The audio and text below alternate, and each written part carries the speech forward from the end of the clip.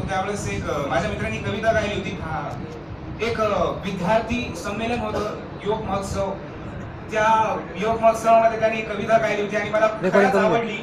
अनेक जणांनी कविता ऐकली असेल, शेअर केली असेल आणि खरंच खूप जणांनी ऐकली आणि त्याची कॉपी डुप्लिकेट म्हणून मी केली.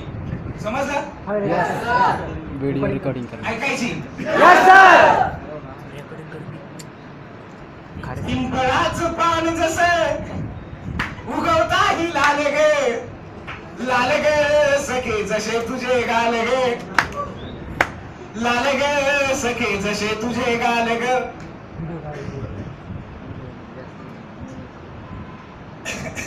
पिंपळाचं पान जसं उगवताही लाल ग, लाल ग सखे जसे तुझे गाल ग. एक टक्क नजरेची, एक टक्क नजरेची भिंतीवरली पाल ग, पाल ग सखे तसे माझे हाल ग, हाल ग सखे तसे माझे हाल ग. शब्द तुझे झाकीरच्या तबल्याच बोल ग, शब्द तुझे झाकीरच्या तबल्याच बोल ग, बोल ग सखे मला सुद्धा बोल ग.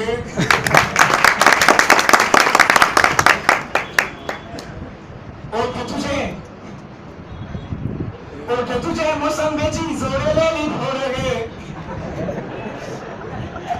फोड गे मला आंबटाची ओढ गे.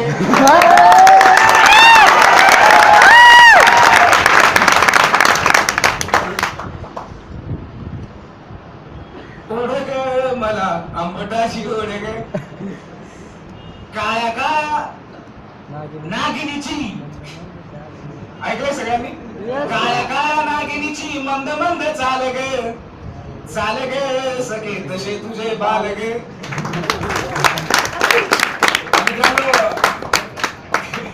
रामकाठी हा शब्द तुम्ही सगळ्यांनी ऐकला असेल. Yes sir. ऐकलाय? Yes sir. ऐकलाय सगळ्यांनी? Yes sir. रामकाठी बाबळीवाणी. रामकाठी बाबू सगळ्यांना माहिती आहे, गावाकडे पाहिजे एवढ्याने काटे असते तिचे.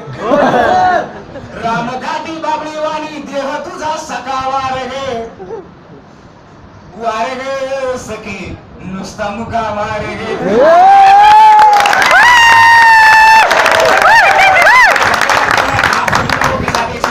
छोटा सा चुप रहा है. आप लोग अगर बोलना चाहेंगे, सुनना चाहेंगे तो सुनना चाहेंगे. बहुत अंदाज भरा चुप रहा है. अगर इसके ऊपर अगर विचार करेंगे तो यकीनन आप हंस पड़ेंगे. मुझे भी पहली बार ऐसा लगा था जब मैंने इसको सुना था. समझ आ रहा है? Yes sir. मैंने खिड़की से झांक कर देखा गली में. मैंने खिड़की से झांक कर देखा गली में तो यकीनन दोस्तों कोई नहीं. खिड़की से झांक कर देखा मैंने गली में तो कोई नहीं था. तुम्हारी कसम कोई नहीं था. लेकिन जब मैंने गली में जाके देखा, कसम से खिड़की में कोई